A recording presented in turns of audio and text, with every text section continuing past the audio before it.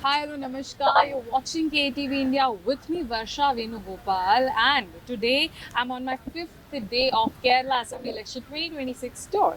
And as you all know, right now I'm doing a whole, walk through a whole reporting all the ground reality what's happening in Kerala during this assembly election time. And as you know, right now I'm in Thrissur. Thrissur is a district in Kerala which has 13 different constituencies. And let me tell you that Thrissur is one of the most looked up districts so far. And Thrissur town is the most important. So right now I'm standing in front of Vadakumnathan temple, which usually conducts Thrissur Puram, which is one of the most celebrated, temple festival in Kerala. And Thrissur is the cultural capital of Kerala, as we all know.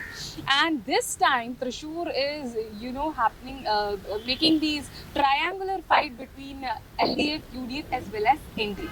So let me tell you the candidates of LDF. From CPI, it's Alangur Neela Krishnan.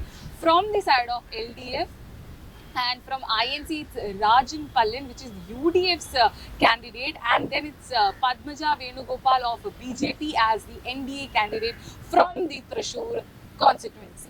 And this is a triangular fight here because very recently BJP has emerged as the third force in Thrissur, and after from that, Thrissur is considered as having a triangular fight between these three powerful parties over here.